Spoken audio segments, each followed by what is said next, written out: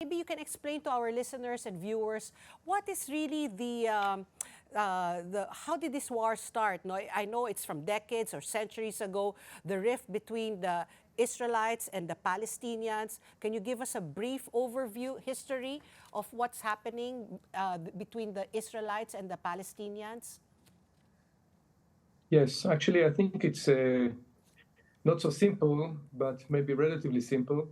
Actually, since 1948, when the State of Israel was established as a homeland for the Jews, there are still, until today, some countries and organizations, such as terror organizations, such as Hamas or Hezbollah, who do not agree with the basic idea of the right of the State of Israel to exist.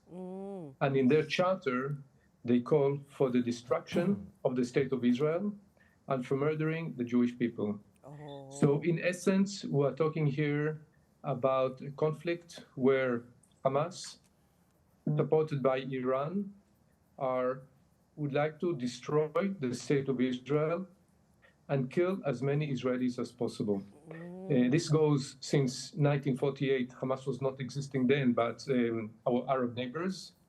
These days, we have peace agreement or peace treaties with Egypt, with Jordan, with the United Arab Emirates, with Bahrain, with Morocco, and engagements with other countries. However, there are some countries, such as Iran, problematic countries such as Syria and Lebanon, and terror organizations such as Hamas and Hezbollah, who would like to see Israel off the map, to wipe us off the map. And that's the essence of where we are. What happened last Saturday when the Jewish people were celebrating the festival of Simchat Torah, the Hamas has initiated the worst terror attack we have ever seen, 11 times more at this stage, statistically compared to the September 11 with the number of casualties, sort of relatively to the size of the population. Until now, we have more than 100 Israelis slaughtered by Hamas terrorists, more than 900, more than 2,800 injured, and countless of missiles that were shot towards Israel. And the numbers are still growing.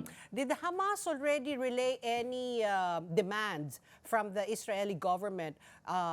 Normally, you would think that they will cause this destruction in exchange for something. Have they specified? Have they communicated any demands for them to cease this violence or these attacks in exchange for something? Well, they did mention that they would like to see the release of the entire what they call the prisoners, which are terrorists that are in jail because of terror activities they have done before. But there is no real negotiations because we are now in war. They captured Israelis, women, children, elderly people as hostages. And this is not a time to negotiate. This is still, we're into fighting. We cannot agree to have any terror infrastructure which will be targeting us in the coming months and years to come. So at this stage, we have to make sure we take care that this terror infrastructure will not be there and not target again Israeli citizens. I have to say, we do do our best to take care of the Philippine community in Israel, of the OFWs in Israel. The OFWs live in the homes and with the elderly or disabled people that they are taking care of. They live together with them. They are part of the families. They get all the security information on the alerts. They are briefed how to behave in cases of an attack or missile attack. They have a few seconds to enter into a shelter. And to the best of my understanding, the Filipino community, same as the Israeli society, are acting accordingly and are behaving in a responsible way and doing their utmost to protect themselves and to protect the elderly people that they are taking care of. Ambassador, can you picture us the current situation now in Israel? Does the other areas, particularly in the central and the northern Israel, affected by this conflict? And the second question, how's the morale of the IDF, the Israel Defense Force? The same time, the morale of the Israelis. Were the businesses paralyzed? The same thing with the public transportation? So we are in an emergency mode, which means shops and essentials can be bought, but no leisure, weddings, big gatherings are cancelled. Shops for all kinds of goods, not talking about essentials, currently are closed. The morale is high as morale, meaning there is a lot of motivation Okay. to protect our country. So people, if you ask me directly, people are not depressed, they're determined. Israel has suffered wars, 1948, 1956, 1967, 1973. Unfortunately, we have a long history of persecution with the Jewish people, and we have survived other wars, and we'll also survive this war. However, we have to make sure that out of this war, hopefully, we'll have no more other wars.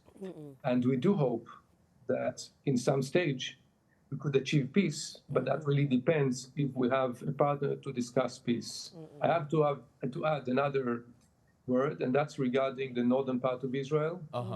We have seen a certain element of escalation in the northern part of Israel, and that's something that we would not tolerate. We have forces in the northern part of Israel and also in the central part of Israel ready and responding in case of escalation. We had some incidents yesterday. Meantime, they're still contained. We're delivering very clear messages publicly and also in different channels to our neighboring countries not to get involved in this current conflict.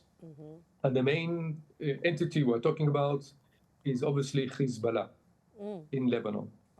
So let me say that this current situation is not something that we're used to. I mean, the level of this terror attack, the number of casualties, the horrific massacre that we have seen there, and the way they treated the bodies. I mean, it's what we have seen now is something is unprecedented. Okay. This is the worst. However, Yes. this is the worst we have suffered ever. Okay.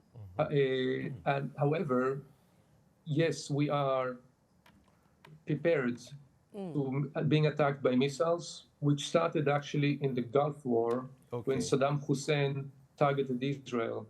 Of course, since then, we have Hezbollah threatening Israel in the northern part of Israel, and Hamas threatening Israel in the southern part of Israel. Okay. And for that reason, all Israeli homes, by the standards, have to have a safety room, which has no windows and has very thick walls and a special door, which saved many lives now in the south and central part of Israel. This is part of the standard of building today. And in places where the homes are older, the buildings are older, we have public shelters for the public to hide. And people are advised to stay in proximity to a shelter or to a safety room, as I mentioned. Okay. We get announcement in cases of firing of missiles.